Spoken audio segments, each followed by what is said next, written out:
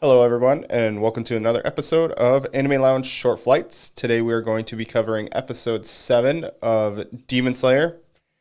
Awesome episode. Can't wait to really dive into this. But before we do, Lance, can you kind of let us know what happened in episode 7? Yep. In this episode, we follow along Tanjiro. He's fighting all the demons. He's about to cut off the head of the little tiny what's his name? Hangetsu? Hantegu. And just before he's able to fully complete it, we're greeted by a new demon who we come to learn is fucking badass. He was really awesome. So we get a big fight with him. We get to learn a little bit more about him. And in the background, we still have Tokido trapped in this bubble of water. He gets saved, so that was really cool. And then at the same time, Mister, all right, everybody's favorite word, Mister Haganazuka, Mister Buffed Out Swordsmith, he's working on that old sword, and he's almost there. And he gets distracted by the upper five Gyokko. So he's inside that shed, and a good chunk of information getting shed out in this one.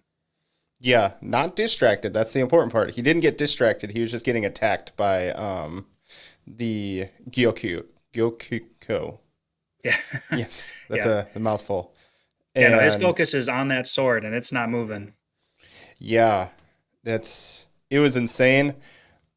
And Haganazuka was basically fixated really on the fact that the creator of the sword didn't put his name. He only put the one marking or something. Oh yeah, he said something like that. I guess I didn't pay that close of attention. So he comes to kind of an epiphany at the end of the episode. What do you think that epiphany was? Um, that's this sword has some extra magical powers or something. No, I wouldn't go with that. To me, it was Haganazuka basically said it. He was like, the swordsmith was so focused on making the best sword possible that all he cared about, like, he didn't want recognition for the sword. He just wanted, all right, here's the sword.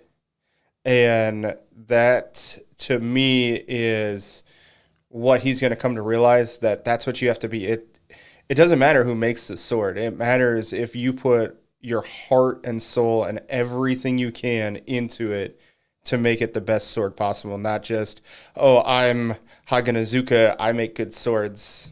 That's the important part. No, it's the sword that matters, not yourself. Right. Yeah. So he's making it extra special. So I'm excited to see the sword in action. And we Yeah. got to see what Tanjiro's blood sword, what like ran out of juice, right? So I think Yep. this is going to come in clutch in the next episode where it's going to become real important.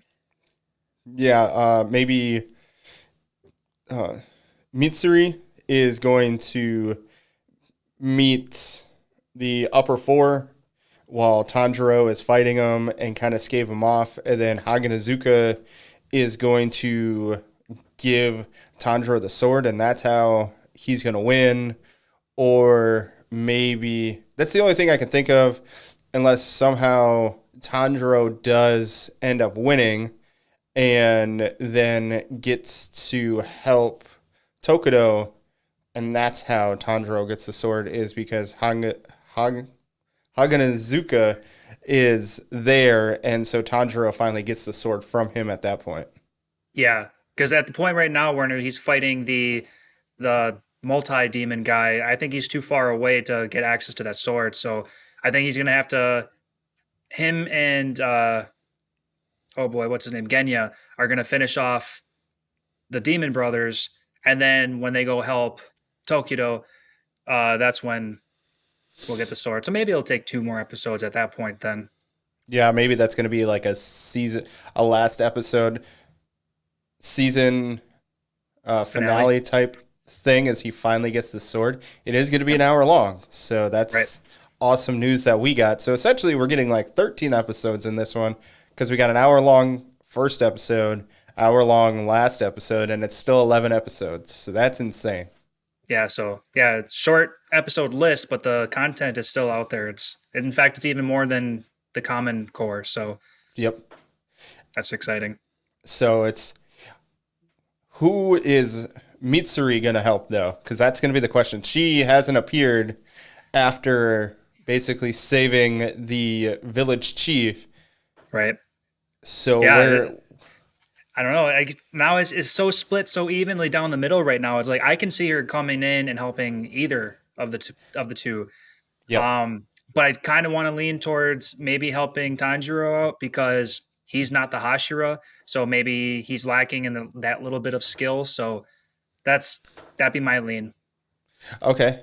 I think because of everything he's learned, basically you have Tengen and Rengoku basically saying he's going to be a Hashira. So he's going to kind of Yeah, like develop these abilities kind of on the fly, which we've been learning. Nezuko is going to give a more blood demon arc or blood demon ability onto his sword. And with the combination of those two things with Genya, he's going to be able to pseudo be Hashira strength. right. Yeah, I can see that. Yeah, he's getting there pretty quick. And he is absolutely determined to defeat this demon. Oh yeah, he's not happy with him at all. He's calling him a fake and he's making pulling the pity card where I forget exactly what he said, but the victim card or something like that. Yep. Yeah, Yeah, because so the new anger demon was trying to say that, oh, you're picking picking on on the the weak. weak Hmm. and you're the true villain. And he's like, shut up. You've killed hundreds of people, and you're trying to play the victim? Don't give me that. Yeah, exactly. This new anger demon is kind of throwing me off though, like because what I thought I was picking up from earlier with Hantegu was every time he got cut, he got split into others, and then I guess those didn't necessarily mean he doubled in strength.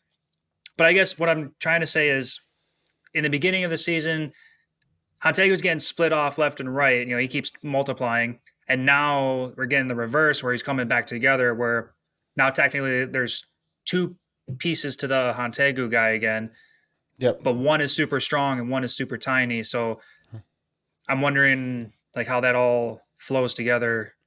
But he's gotten younger again. So the real question is, can he split off and get even younger, or is this as young as he's gonna get? That's gonna be the real question. Because remember, the last time he split off, he got young compared to Hmm. what he was, and then he split off into five. Now he's split off into two, but he's even younger in his other form. So I think that's as much as he can split, if that makes sense. Because I can't imagine him getting stronger in a younger form. Also, this guy kind of reminds me of that one demon he fought in that mansion. Way back in season one. Yep, way back in season one, the guy with the drums that could um, inverse and upside down and then attack and do all these other things. Yep, yeah, those drums. That's immediately what I thought of too. So I'm wondering if there's. I guess we still got to see more if he's gonna like, hit those, or that's just for that like holy look or some No, kind he of did. angelic look. He hit him, and the dragon started moving. He hit him another time, and that one attack happened that Nezuko saved him from. Okay. He hit it a third time, and the rock tree branch looking thing surrounded his that tiny self of him. So Oh, yep, yep, yep. the drums do play an effect, which is good. Oh man, I'm drawing a blank on what it is, but just playing back to just early season one uh, stages with Yeah, the so one other of the drum demon. or the upper 12 or whatever, or the lower No, 12 they're called. no, that I Well, think he that wasn't no, he was just a regular demon, but I think he was on the verge. He was right, probably very close to a lower 12, right. upper Yeah, that's 12. sounding familiar again. Yep. And Yep. yeah, it's Either way, I'm interested in this dude. He's pretty cool looking. It's just throwing me off that he splits and then he comes back together, and coming back together doesn't make him older; it made him younger. So yeah, I can't maybe wait all to all the old stuff is in the little tiny guy or something. I don't know. yeah, it's can't wait. Next episode's gonna hopefully give us more information on that one. But at the end of this episode, we had Tokido finally getting himself out thanks to good old anime logic where the guy blew bubbles into the water and he was able to suck it in without drowning. Right. Whatever. Anime logic. He Yeah. could. He's a Hashira. He can split air. He can. Yeah. Split air molecules away from water. He's that good. Sure. He is the Mist Hashira, so maybe. Maybe. But it was cool. I'm happy to see that he's out. Yep. Now we can see some more badass Hashira abilities and really give Gyoko a run for his money again. Yeah, He's not going because to fall for this again. Haganazuka definitely needs somebody to save him from, in order for him to be able to finish the sword. So Right. I hope it's Tokido. We find out that his father and Tanjiro had the same eyes. That was interesting. I hope we get more information off of that one because like I don't think they're related. Do you think they're related? I wouldn't have gone that far, but no, just similar eyes. Maybe just a sign of respect or some trust kind of thing that he can take out of that. Yeah, the soft, gentle eyes. We'll go with that one, where it's just Mhm. every he's just soft and gentle. That's I like that one better. Yeah, I'm good with that. But next week can't come fast enough again because Like always. there's so much more we got to know about. Yeah, definitely, like always. Hmm. But thanks for watching another episode of Anime Lounge Short Flights. Make sure to check out the anime show. Check them out on Facebook and Instagram. Then also subscribe to our YouTube channel. Help us out. Drop a comment. Let us know what you think of this episode and what you think of Demon Slayer so far. Definitely living up to all the hype for sure. For sure. All right, But see you guys. have a good one.